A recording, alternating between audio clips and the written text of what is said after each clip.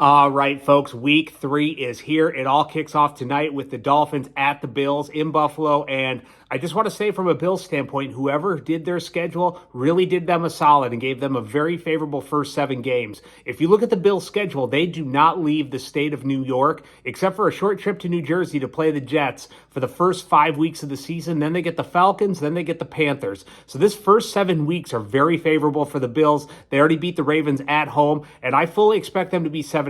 And I think this game tonight is going to be very one-sided. I think the Bills are going to win by 10 plus, and I really fear for Mike McDaniel, because if they do not show some signs of life tonight and at least stay competitive, I think it could get ugly really fast, and he could be looking for a new job here within the first month. But let's talk about the rest of the games of week 3. So last week I was 4-1 on my picks after a very disastrous 0-5 week 1. So we're now 40% for the week, for the season, and I think I should have been 5-0. The Cardinals kind of gave up at halftime. They had a big lead and kind of let off the gas. But there are 2 games that really excite me for this weekend. Number 1, the Rams at the Eagles. And I think the Rams are very quietly 2-0. I really haven't paid a lot of attention to them yet this year. I really like their defense with Jared Verse, very good pass rusher. I love their wide receivers, and I thought last year they were the closest team to beating the Eagles in the playoffs. I think if it were not for a fumble and a snowstorm, I've said this many times, I think the Rams would have won, and I think they would have went on to win the Super Bowl. And Jalen Hurts has really not had to do a whole lot this year. He had less than 100 yards passing,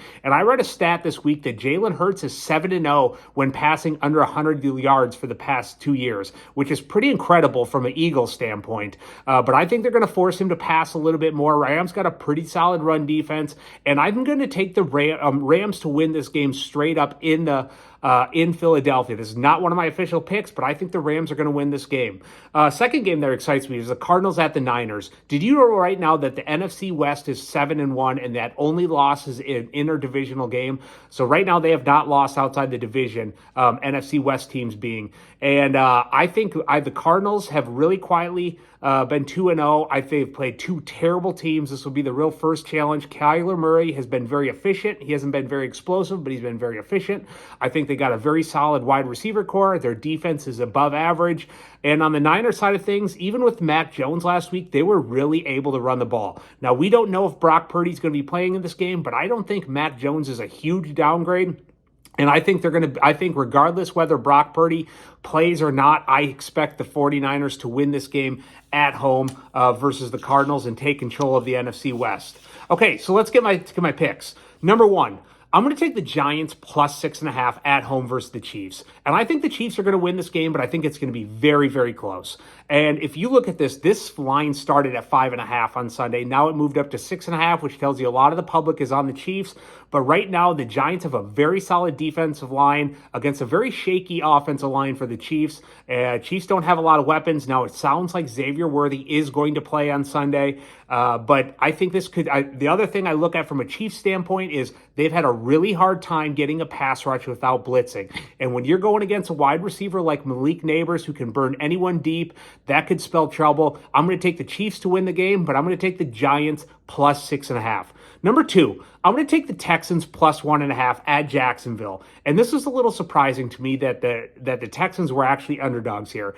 Now, I think this is a must-win for the Texans. If they go 0-3, especially if the Colts win versus the Titans, I think it's going to be really hard to climb out of that hole. And I have not liked what I've seen from C.J. Stroud so far this year, but I haven't really liked what I've seen from Trevor Lawrence so far this year. I think the Texans have more talent on both sides of the ball. I think C.J. Stroud ultimately will get it together and is a better quarterback than Trevor Lawrence. I'm going to take the Texans plus 1.5 and to win the game. Number 3, this is going to be surprising to a lot of people, but I'm going to take the Vikings minus 3 at home versus the Bengals. And this is the battle of the backups right now. So we got Jake Browning is going to start for the Bengals. We have Carson Wentz is going to start for the Vikings, 2 backups. And one thing from a Vikings standpoint is this is a team that's got a lot of talent at wide receiver, a very good offensive line, and a pretty solid defense. I do not think at this point in his career, Carson Wentz is that much of a downgrade from J.J. McCarthy. especially what I saw last Sunday.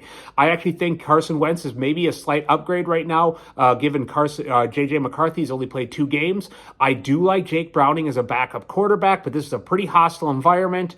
and I'm going to take the Vikings -3 versus the Bengals at home.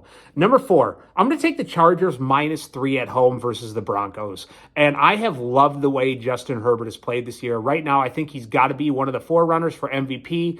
I think Harbaugh is a top 5 coach right now in the NFL. They can run the ball. They got a ton of weapons. Quentin Johnston, after 3 years, has finally figured it all out. We knew he was fast. We knew he could get open. He just couldn't hold on the ball.